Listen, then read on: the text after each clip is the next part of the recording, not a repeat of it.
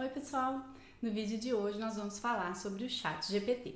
E como é uma tecnologia muito nova, eu já começo perguntando, e vocês, têm utilizado o ChatGPT nos seus trabalhos acadêmicos? Se tem, como é que vocês têm utilizado? Vocês têm utilizado para escrever textos, para corrigir textos, para corrigir os scripts em Python? Conta pra gente se você tem achado algum uso interessante do ChatGPT no seu trabalho. Bom, nesse vídeo nós também vamos falar sobre o funcionamento do ChatGPT, as suas limitações, vamos falar um pouquinho sobre isso e a pergunta que não quer calar, que é: o ChatGPT pode um dia vir a substituir o bioinformata? Ele pode vir a fazer as tarefas que a gente faz? Então, fica até o final do vídeo para saber tudo isso e já aproveita, já deixa o curtir, já se inscreve no canal se você não está inscrito e vou pedir para você também compartilhar esse vídeo com os colegas, porque a gente está chegando em 10 mil inscritos no canal. Bom, então o ChatGPT, como eu falei, é uma tecnologia muito nova e a gente tem estado até um pouco assustado com as coisas que a gente recebe nas mídias sociais sobre o ChatGPT e sobre a inteligência artificial em geral, né? Então, nas últimas semanas a gente viu aí a imagem do Papa, né, com um casaco super fashion, super diferente e que na verdade é uma imagem falsa, né, produzida por inteligência artificial. A gente tem visto muitas pessoas falarem sobre os usos do ChatGPT, por exemplo, para análise de dados. Será que é possível o ChatGPT fazer análise dos seus dados? E também a gente tem ficado muito preocupado, né? Nós que somos professores, a gente tem ficado muito preocupado com o uso do ChatGPT na redação científica. A gente tem visto aí artigos sendo submetidos colocando o ChatGPT como autor da publicação, né? Isso acarreta uma série de questões importantes, questões éticas, né? Questões relacionadas ao plágio. Então a gente precisa discutir isso e a gente precisa entender também as limitações dessa tecnologia que está sendo popularizada agora. E também muitas pessoas têm falado aí sobre a possibilidade do ChatGPT nos substituir ou substituir diversos profissionais nas suas atividades, né? E o Bioinformata, né, que é o público principal desse canal, também tem ficado aí um pouco apreensivo e às vezes a gente tem visto as pessoas se perguntando se o ChatGPT pode ou não substituir esse profissional. Bom, então vamos começar falando o que é o ChatGPT. O ChatGPT é uma ferramenta e é uma ferramenta baseada num modelo de inteligência artificial, mais especificamente uma rede neural profunda, chamada Transformer. Essas redes, né, esses transformers, a gente vai falar um pouquinho mais deles, mas eles foram originalmente desenvolvidos para fazer tradução, ou seja, para codificar e decodificar. Tá? Então, a ideia da construção do transformer, quando ele foi proposto, foi exatamente um problema desse tipo, um problema de tradução de texto. E ele acabou se mostrando aí muito útil, por exemplo, para a construção de robôs, né, de bots, de perguntas e respostas, ou seja, os chats. Bom, eu não falei ainda o que é o GPT. Né? GPT vem de Generative Pre-trained Transformer, ou seja, é um transformer, que é uma rede neural, né? Generativo, ou seja, que cria coisas novas, e ele é pré-treinado, ou seja, né, quando a gente entra lá no chat GPT e a gente faz uma pergunta, a gente está usando um modelo treinado anteriormente, previamente, numa base de dados. Bom, e essa base de dados é uma base de dados de texto, tá? Uma base de dados muito volumosa de textos, de livros, da Wikipedia e de outros tipos de textos coletados na internet ao longo de alguns anos. É importante a gente dizer que esses textos eles foram sim curados manualmente, então houve um trabalho intenso por parte da empresa que contratou pessoas em alguns países aí para tratar, né, alguns desses textos, para testar a ferramenta, inclusive tratar algumas questões sensíveis, como questões envolvendo racismo e outras coisas assim, tá? Então houve uma certa curadoria nesses textos. Então vamos falar um pouquinho do que é o Transformer, tá? Bom, é um conceito assim complexo e que requer até algumas aulas para a gente chegar lá, tá? Então precisa conhecer um pouco de estatística, precisa conhecer um pouco de aprendizado de máquina e, obviamente, um pouco de redes neurais profundas, para chegar até aí, tá? Mas em 2017, um pessoal do Google propôs uma ideia, um princípio chamado de atenção. Tá? Então é tudo baseado, né, na neurociência, em como funciona a atenção mesmo, né, do ser humano, é inspirado na atenção do ser humano, mas a ideia é que a gente seja capaz de criar ali na rede neural, nas conexões e nos pesos que estão ali nas camadas da rede neural, a gente consiga criar um mecanismo é como se fosse reforço mesmo, né, onde a gente deveria focar a nossa atenção, onde a rede deveria focar a sua atenção, ali vai ter um reforço nos pesos, tá? Então, é muito difícil assim falar, né, de detalhes sobre o Transformer de uma forma tão rápida e simplificada. Mas essa figura mostra para vocês uma coisa interessante, que é o seguinte: o Transformer, como eu falei, ele foi criado para tradução, tá? Então, imagina que eu queira algo assim, né, responder uma pergunta, como faz o ChatGPT com base no texto que eu já tenho de treinamento. Então, o que ele faz é o seguinte: ele calcula o que a gente chama de embedding, é como se fosse o contexto de cada palavra nos corpos de textos que a gente tem. Então imagina ali, olha, a palavra dog, por exemplo, a palavra fish, a palavra monkey. Vocês podem observar que vocês têm ali um núcleo, né, um cluster ali com animais. Por quê? Porque normalmente a palavra dog aparece próximo da palavra fish, que aparece próximo da palavra monkey e cat. Então, o que o ChatGPT faz, na verdade, é calcular os contextos das palavras. Então, assim, qual a probabilidade de que uma palavra apareça próxima desta palavra que eu estou analisando? Então, ele computa isso para um conjunto enorme de textos, tá? E de uma forma bastante massiva. Então, o que ele tem é isso, são as correlações entre as ocorrências das palavras no corpo de textos.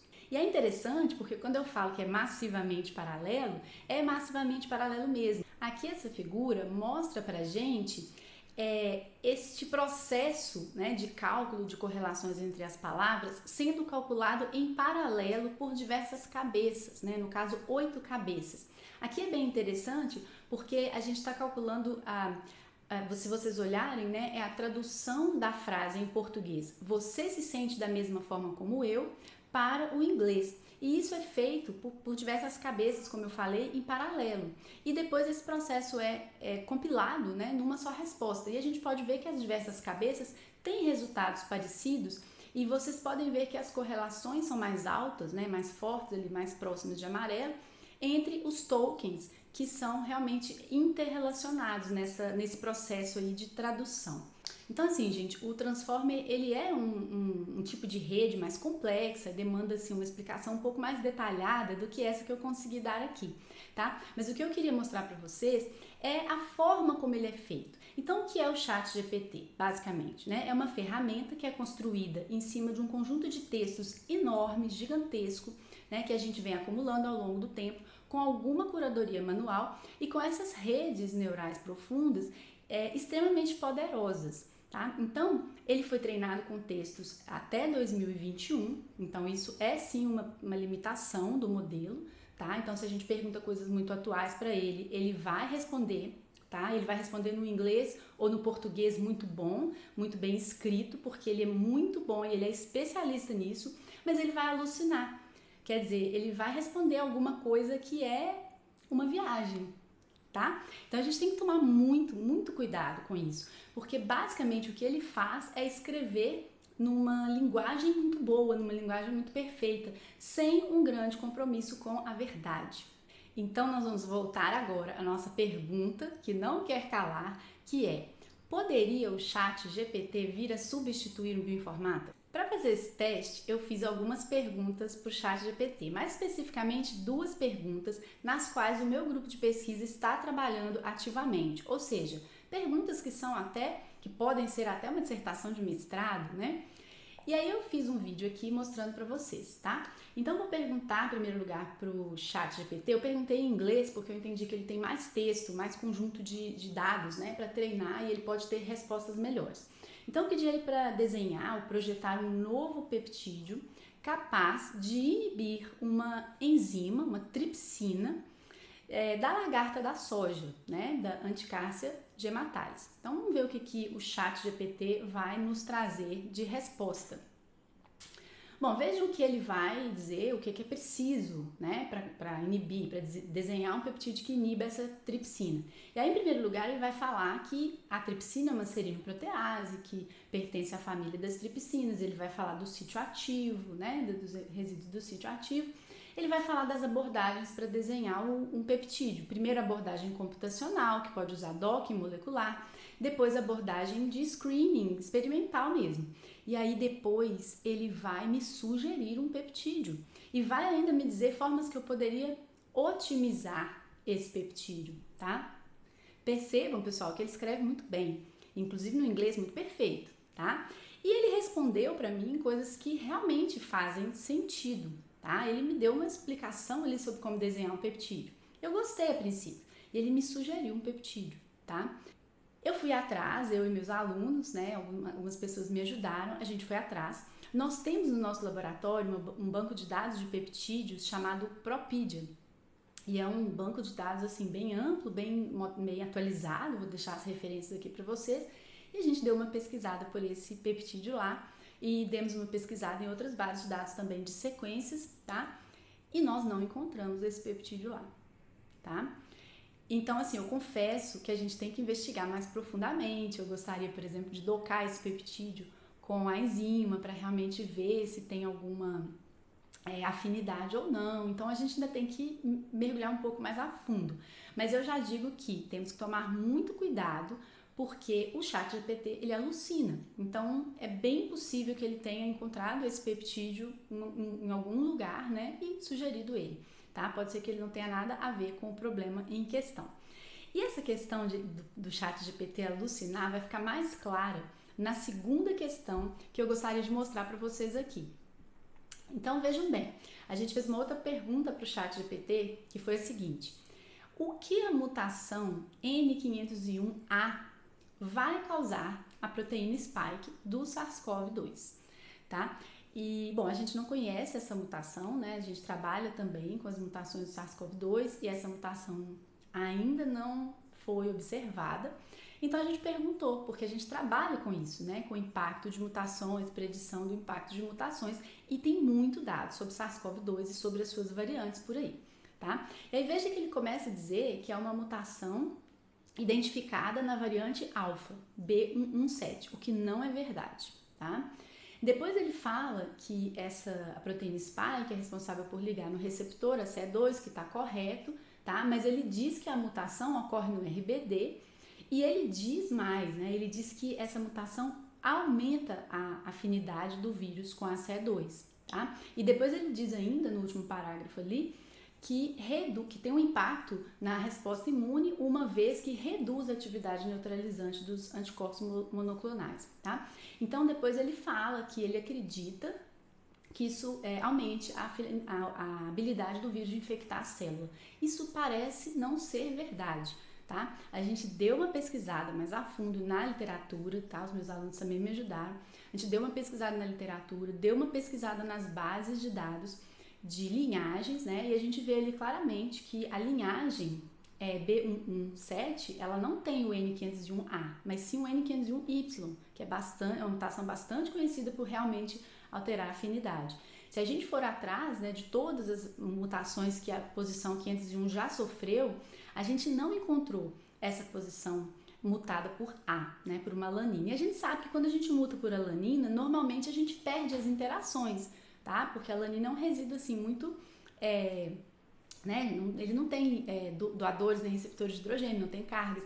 Então a gente percebe que possivelmente bem provavelmente é uma alucinação do ChatGPT. A gente procurou na literatura para ver se tinha alguma coisa mais nova e a gente só encontrou alguns artigos, pouquíssimos, de dinâmica molecular, descrevendo que é uma mutação neutra, tá? Então a gente tem que tomar muito cuidado com o uso do ChatGPT. Essa é uma das coisas que eu queria trazer para vocês. Eu acho sim que é uma ferramenta incrível. É incrível ver como é que a inteligência artificial está nos ajudando, né, cada vez mais. facilitando o nosso trabalho, potencializando a capacidade humana, né, visto que a gente pode usar aí o poder de processamento dos computadores para identificar padrões e coisas que não são triviais para nossa mente, tá? Então eu sou uma entusiasta e eu acredito que isso vai trazer muitas coisas boas, mas a gente tem que tomar muito cuidado, tá? Porque atualmente ainda é uma tecnologia que foi feita para escrever textos, né? E com base no treinamento que foi feito. Então ela não consegue, de forma assim tão óbvia, extrapolar para perguntas que nunca foram respondidas, tá? Então o ChatGPT pode ser usado sim para refazer coisas que são feitas corriqueiramente, reescrever coisas que são muito escritas por aí, mas na ciência a gente tem que tomar muito cuidado. E eu queria deixar uma mensagem final para vocês que é: um jovem cientista ele tem que aprender a pensar, ele tem que aprender a escrever, ele tem que aprender várias tarefas, várias habilidades que não podem ser prejudicadas pelo uso da tecnologia. Então, você está na fase de aprender a escrever em inglês, de aprender a pensar em inglês, de aprender a fazer seus textos, de aprender a analisar seus dados, tá? Então, cuidado, que o ChatGPT pode parecer um atalho, mas às vezes não é. Você tem que ter realmente uma formação muito sólida antes de usar esse tipo de ferramenta, tá bom? Então por hoje é só, deixa pra gente seus comentários, seus pensamentos sobre isso, a gente vai adorar saber, novas dúvidas, novas sugestões de vídeo, tá? E se você não tá inscrito no canal, não deixe de se inscrever, que a gente quer chegar em 10 mil seguidores. E curta, compartilhe com seus colegas e até o próximo.